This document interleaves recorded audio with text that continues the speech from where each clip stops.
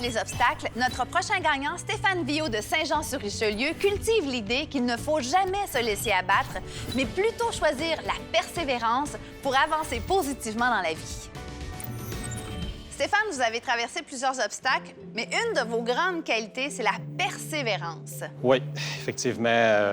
Moi, je viens du milieu de la campagne, milieu rural. Et à l'adolescence, j'ai été un petit peu... Je me cherchais, puis je savais pas trop quoi faire.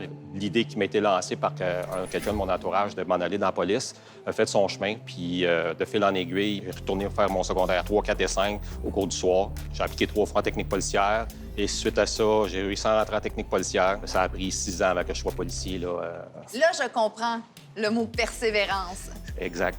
Parce que vous avez fait un retour aux études vers l'âge de 23 ans. Exact. Et vous avez été embauché dans la police à quel âge? 28 ans. C'est quand même long. Vous auriez pu 1000 fois le dire, Ouais, OK, je lâche tout. J'ai été blessé à travers ça. Bien, félicitations. Ben, merci. Parce que tu t'es accroché. Accroché à mon rêve, exactement. L'entraînement vous a toujours aidé à cheminer dans la vie. Oui, ça me déstresse, ça me décompresse. Fait que ça fait partie de moi. Quand j'ai fait un infarctus en 2019... Oui, parce que ça, c'est un pépin qui vous est arrivé, c'est là. ça, je ne comprenais pas.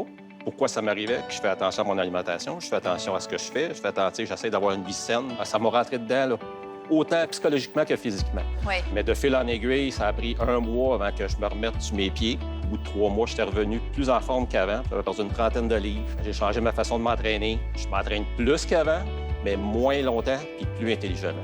On dit souvent qu'il faut faire attention aux maladies cardiovasculaires. Est-ce que vous auriez pu faire quelque chose pour savoir que... Pas du tout, c'était héréditaire. J'ai été adopté, j'avais 6 mois, fait que je peux pas savoir mon côté héréditaire. Ouais. Puis j'avais jamais eu de problème au niveau santé. Est-ce que ça a changé votre vision de la vie, ça? Oui, bien, on se remet beaucoup en perspective. Puis je dis tout le temps que je suis pas un gars chanceux. J'ai toujours dit ça toute ma vie.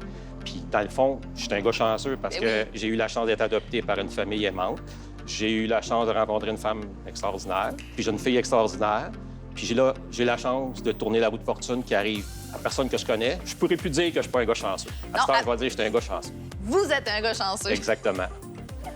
Stéphane, vous êtes accompagné de votre épouse, Nathalie. C'est maintenant le moment. Avancez-vous et faites tourner la roue.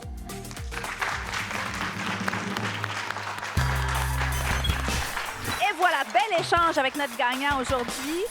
Et le couple qui aimerait bien pouvoir se payer peut-être un voyage dans le sud, quelque part au Mexique, plusieurs rêves, des soupers entre amis.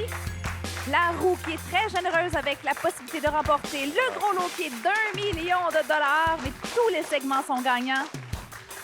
Et encore une fois, la roue qui est très généreuse cette année. Et le hasard s'immobilise sur un montant de 50 000 $. Et on voit notre couple qui est vraiment content. Ça a été un charme de vous rencontrer. On vous souhaite beaucoup de bonheur. J'en profite pour remercier les gens du Casino de Montréal de nous avoir reçus aujourd'hui sur leur terrasse. Et n'oubliez pas, avant de tourner, il faut jouer. Bye-bye, à la prochaine.